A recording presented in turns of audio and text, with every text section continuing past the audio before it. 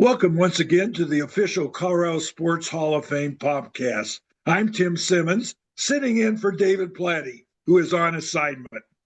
And I'm Jim Saccomano, and we're your co-hosts, now with 100 years of experience working in Colorado sports. Myself with the Denver Broncos, and Tim with CSU Pueblo and Fort Collins, the Denver Nuggets, and the CU Buffaloes. Before we get started on revealing the next set of 5 memorable moments in Colorado sports history, let's give a shout out to Chris Hanks and the Colorado Mesa baseball program, which is ranked number 1 among all the Division II schools in the country. The Mavericks are 42-3, 28-0 in the Rocky Mountain Athletic Conference. We'll be hosting the RMAC tournament the first week of May. And they're off this week, but still the number 1 ranked team in the country. Yes, indeed, Tim. What is amazing is that Chris Hanks has coached Mesa to more than 1,150 wins in over his 28 seasons in Grand Junction. And by the way, he himself was the MVP of the JUCO World Series once upon a time. It's been a magical run for Chris Hanks. Yes, indeed. What a record. Before we get started with the countdown, here are some memorable first of May moments in the Centennial State. Jim? Yes, baseball returned to both Denver and Pueblo as the Western League was revived after a 5-year hiatus, coming back with an A classification for the first time since 1932. In Denver, a parade and a, quote, bursting bomb highlighted opening day festivities, with Governor Lee Naus throwing out the ceremonial first pitch. The Bears pounded out 13 hits in a 13-9 win over Lincoln, with Robert Paulson, the star, going 2 for 4 with 3 RBI. Meanwhile, in Pueblo, stores were closed and schools declared a half holiday. But Des Moines spoiled the day with an 8-7 win over the Braves in 14 innings. Edward Craig was 4 for 7 for Pueblo, which was managed by future Brooklyn and Los Angeles Dodgers manager for 23 seasons, Walter Alston. And Tim, if I got the pronunciation wrong for the city, I'm sorry. Well, I mess it up most of the time. Jim, I kind of messed you up at the start there. But anyway, on May 2nd, 1979, the Kansas City Chiefs selected Colorado State tackle Mike Bell with the 2nd overall pick in the NFL draft. The first Ram to be drafted in the first round, but the second highest to date in CSU history, Gary Glick, back in 1956 for the Rams, who was drafted first overall by the Pittsburgh Steelers. That was tremendous, Tim. I remember when I was looking at the research of helmets, there was a picture of Gary Glick on the cover, in color, of course, of Empire magazine, which you recall was the Sunday magazine of the Denver Post. And that was when the Broncos in 62 went to the new uniform, and Gary Glick was pictured. He was an assistant coach for us at that time. That's true. I remember the Empire magazine, Carl Skiff and George Crowder and so forth. Hey, May 3rd, 1975, the last pro basketball game was played at the Auditorium Arena in downtown Denver, and it was Game 7 of the ABA Western Division Finals. Indiana pulled away from Denver in the fourth quarter for a 104-96 win, eliminating the Nuggets from the playoffs. George McGinnis, a future Nugget, had a monster game, 40 points, 23 rebounds, and only 8 assists. Bobby Jones led the Nuggets with 20 points and 15 rebounds. Mike Green scored 18 points, and Byron Beck, another Colorado Sports Hall of Famer who played at DU, had 17. Just wonderful memories, Tim. Beck was one of the few guys who played all 10 years of the ABA. In May 5th, 1999, the line score on the old school scoreboard at Wrigley Field in Chicago for Colorado read 1-1-1-1-1, 2-1, 2-2-2, only 13. Only the third and last time to date in Major League history, all National League games, that a team scored at least one run in every inning. Dante Bichette went 4 for 5 to lead an 18-hit attack in the Rockies' 13-6 win. The other two occasions were in 1923 and 1964. 5 teams have scored in 8 of 9 innings in American League games. And how does David Platty do all this research? It's amazing. Jim, how could you know that? I was just going to say that. But thanks, Jim. Amazing. Now, on to the countdown. One of the greatest moments in Colorado sports history, number 70. October 6th, 1968. After Steve Kenzie was injured early on, and then other quarterbacks were sidelined, in the fourth game of the season, the Broncos turned to Marlon Briscoe to start against the expansion Cincinnati Bengals at Bear Stadium. Briscoe, a rookie from Omaha University, was selected by Denver in the 14th round of the 1968 AFL NFL draft. He became the first African American to start a game at quarterback in professional football, be it the AFL or NFL. It was a defensive battle, and Tenzie wound up coming off the bench to throw a 4-yard touchdown pass to UCLA great Mike Hafner late in the game to rally Denver to a 10-7 win. And of course, Hafner went on to be a TV personality, didn't he, on Channel 2? He did, and he also did games for NBC. He is deceased with us now. He's no longer on this earth. One of the greatest moments in Colorado sports history, number 69.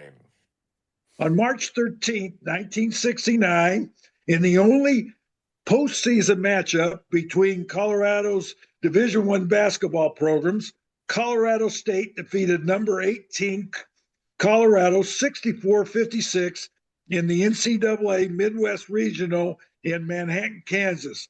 The Rams, who earned an at-large entry, had 4 players in double figures, led by Cliff Shegog with 20, while Cliff Mealy, the great buff, scored 32 points for CU. The Big Eight, which was the Big Eight champions that season, but had little support otherwise. 2 days later, in the Elite Eight, the Rams lost to Drake 84-77 and lost their bid to reach the Final Four. One of the greatest moments in Colorado sports history, number 68. February 14th, 1950.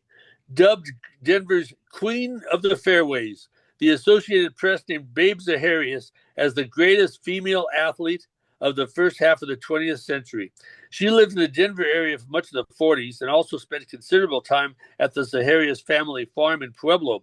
She was cited for prowess in both track and field and golf. During her time living in Denver, she won 17 straight golf tournaments, including the U.S. Women's Amateur and the Ladies British Open Amateur on June 24th at Cherry Hills Country Club. She won what was considered a major at the time, the Women's Western Open, for the 4th time. One of the greatest moments in Colorado sports history, number 67. On March 15, 1940, the University of Colorado returned to the NIT for the second time in 3 years, but this time they won the trophy by defeating Duquesne 51-40. CU's Bob Dahl was named the tournament's most outstanding player as he led all scorers with 31 points. The Buffs defeated DePaul in the semifinals two nights earlier, 52-37, to force a rematch with the Dukes, who beat CU at home 47-45 2 months earlier and advanced to the finals by beating Oklahoma. The coach for CU at that time was Frosty Cox, who was inducted into the Colorado Sports Hall of Fame in 2014. One of the greatest moments in Colorado sports history, number 66. August 14th, 1948. A record Western League crowd of 10,884 watched the Denver Bears defeat the Sioux City Sioux.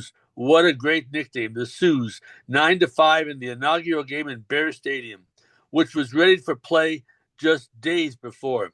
Willie Skeen went 3 for 5 with 2 doubles and a triple, driving in 3 runs to pace the Bears. The new ballpark had lights installed from the get-go, and the inaugural game was played under the lights.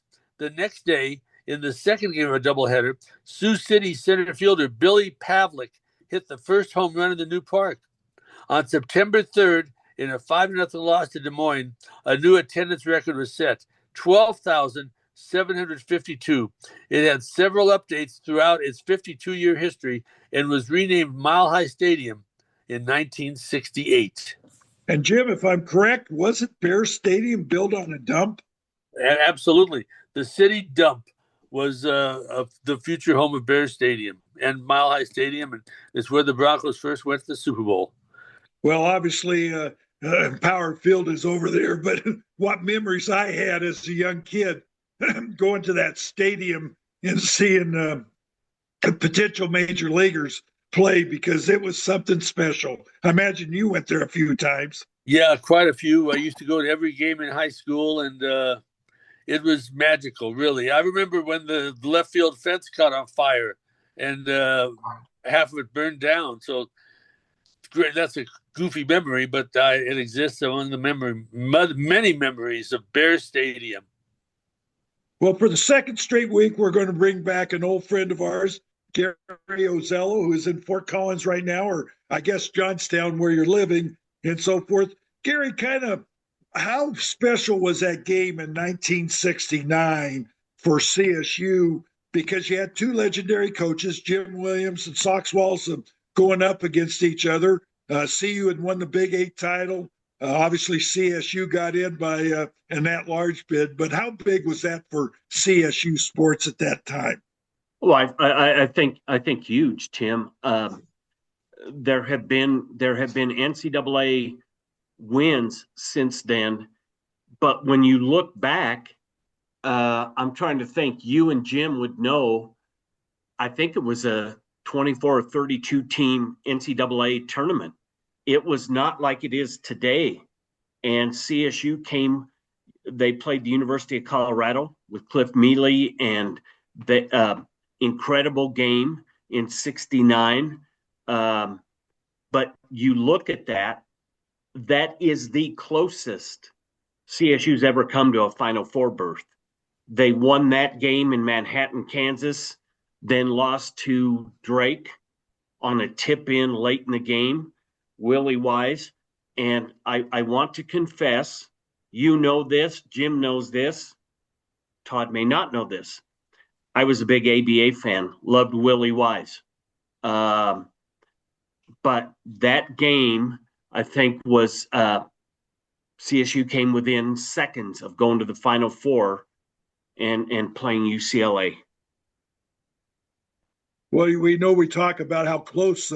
I always tell people back in the 40s, and obviously I'm dating myself here, Frosty Cox had probably one of the premier teams in the Rocky Mountain region.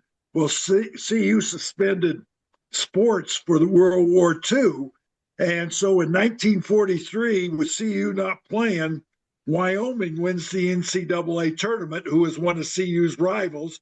And the next year, Utah won the NCAA tournament. So Colorado could have been a factor and might have won those titles. But again, for the war, they had suspended basketball and football and other sports. And so, that's about as close. But CU did get there in the mid-50s with Beebe Lee as the coach. Yeah, I think sometimes we overlook those things. We overlook the tradition of basketball in the Rocky Mountain region with CU, with CSU. Tim, your dad at CSU Pueblo. I went to so many of his games along with my father back in the 60s and 70s on the Orman campus with some incredibly talented teams. And what I learned going to those games was all the things that we think athletics and sports teaches us: discipline, integrity, perseverance. I'm just going to say I saw that at CSU Pueblo. Well, thank you for saying that. And I'm kind of going to shift gears here with the baseball and so forth. The Mesa run has been remarkable. Chris Hanks for 20 years, but Mesa has always had a very strong program. But Jim, obviously, you've been to 10 Junior College World Series, and I think that was the springboard with Sam Sablizio and the efforts they've done over in Grand Junction. It's fantastic, Tim. And people who haven't gone, if they're baseball fans, it is amazing the support they get from the Grand Junction community. People come from out of state to go to the JUCO World Series every year, no matter who's in it. Uh, Boy, there are some people there who hate San Jack from Houston, because they won 3 times. They haven't won for a while, but some of the teams just love it when San Jack gets eliminated every year. And it's been great. The facility at Colorado Mesa is bar none. It's beautiful. The new ballpark is great. Fans really ought to take a look at it. And Chris Hanks has done a fantastic job. Nobody's unbeatable, but they're as close as they come, and they could win the national championship this year in D2. Jim, I with what I do in my day job, we have a partnership with Colorado Mesa. I was there last week and had breakfast with Chris. This will say how old I am. I met Chris Hanks. Jim, on a recruiting visit to CSU. He was an all-state quarterback, defensive back, baseball player at Roaring Fork High School in Carbondale. He came to CSU on a visit. I met him. We've stayed in touch for over 30 years. The guy's amazing. And as good a coach as he is at Mesa, he's an even better person. And I was there last week. I think, Jim, they've won literally, let's see, they're 38-3. They've won 20 plus games in a row. And when I saw him for breakfast, he said, "This is the best team I've had." And that says a lot. They could win the national title. It's just wonderful, wonderful. Oh, I hope so. And Jim, you alluded to it. They built a new on-campus stadium that seats probably 2,000 people. It's gorgeous. And 2 or 3 years ago, I said, "Why?" And he said, "Because when the JUCO World Series comes in, we can't host a regional or super regional. We have to go on the road. And this gives us a chance to win the national championship." Yeah. The president of the university told him that. We are not going to go on the road again. We're going to we're going to build our own park. And it is a gem. It's a beauty. Agree. Well, we're fortunate, too, that one of our good friends' son is the assistant coach over there, Sean McKinney. Yes. That's right. Kevin, he's been with them for a long time. It is Sean is incredible. They've got an assistant coach, Steve Wojtek, who grew up in the Denver area. I think Tim and Jim went to Denver North High School. And then Jeff Rogers, who grew up in Loveland, is their longtime pitching coach. Here's what I asked Chris Hanks about 2 years ago. I said, why? What makes your program tick? And Jim, you can appreciate this, Tim, with all the years that we had in athletics. He says, we want to be heard. When we walk in, we want to be seen and we want to be felt. Those are the 3 guiding principles of our program. Be seen, be heard, be felt. Well, they're D2, but frankly, they're like the lower level of D1 in the country. They're really, really good. Oh, I think from time to time, Chris has gotten happy feet and said we should transition to Division I. But you know what, Jim? Joni and I have seen them play the last 3 years for at least a series, and I'll be heading back over there. They're really good. They're good.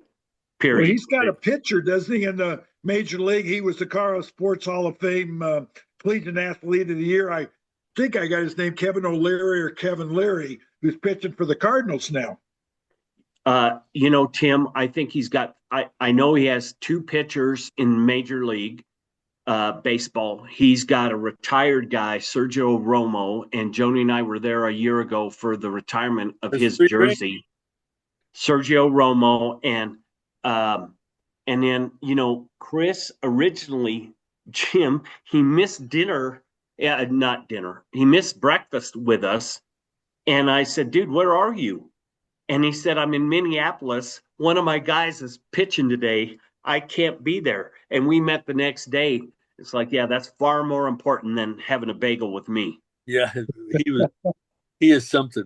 Great Well, pro. I'm going to give you guys a little insight. When Gary had mentioned previously on a podcast that he came to CSU, but he came to be a baseball player, right, Gary? And that led you to be with me, right? Kind of tell the story.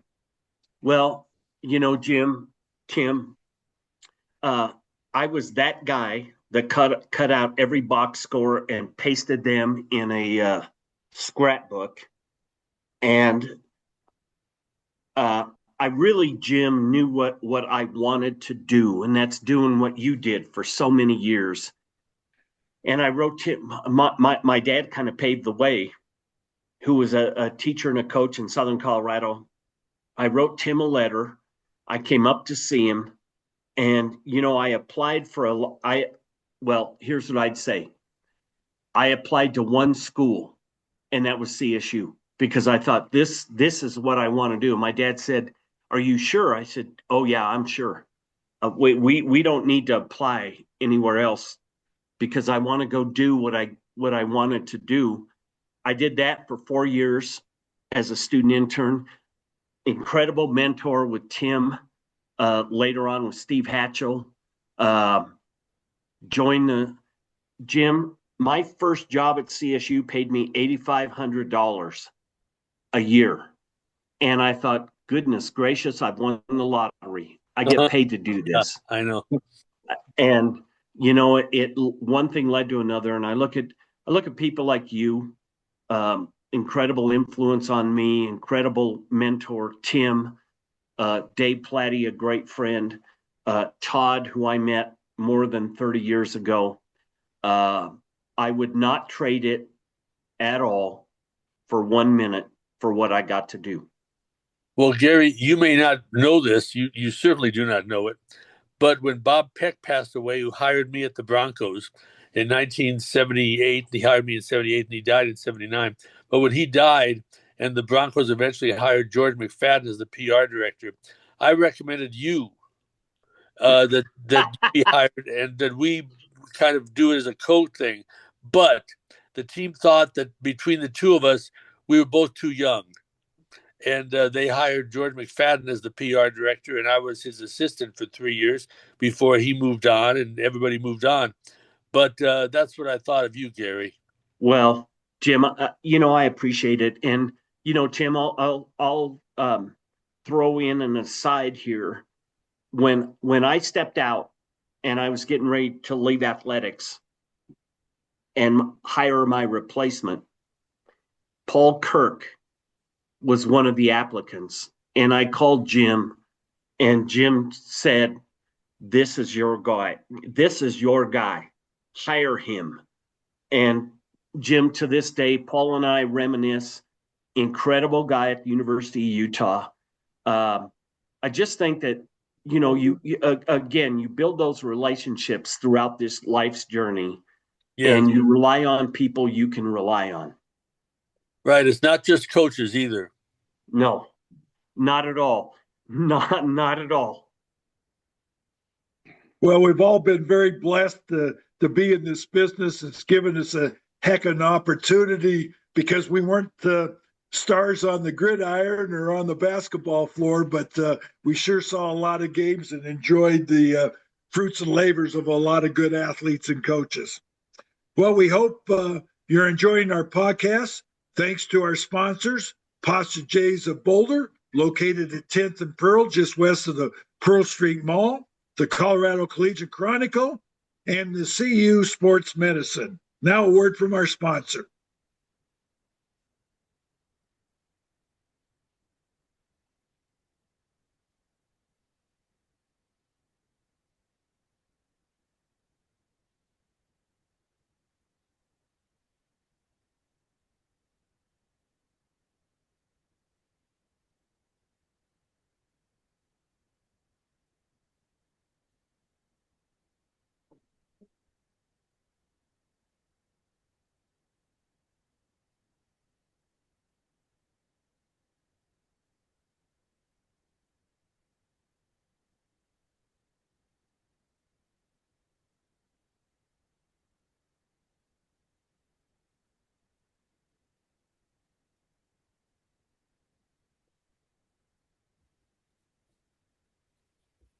This is Mark Johnson, voice of the Colorado Buffaloes.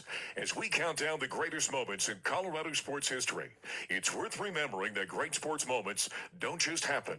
They're built on preparation, resilience, and staying healthy. And in Colorado, a great sports moment can mean something different to everyone, from Hall of Fame athletes to anyone who simply wants to keep moving. Whether you're chasing championships, personal bests, or just a pain-free morning run, the team at CU Sports Medicine and Performance Center delivers exceptional sports medicine care, from prevention and recovery to performance. Founded right here in Boulder, the CU Sports Medicine and Performance Center brings together CU medicine providers and Boulder community health clinicians to provide comprehensive care that's close to home and rooted in the community they serve. Learn more at cusportsmedicinecenter.com. One of the greatest moments in Colorado sports history, number 100. One of the greatest. That's a wrap on our 27th podcast. Tune in next week for the continued reveal of the state's top 150 moments. We hope you are enjoying our reminiscence with our Colorado Sports Hall of Fame guests, as well as our trips down memory lane in the state's sports history.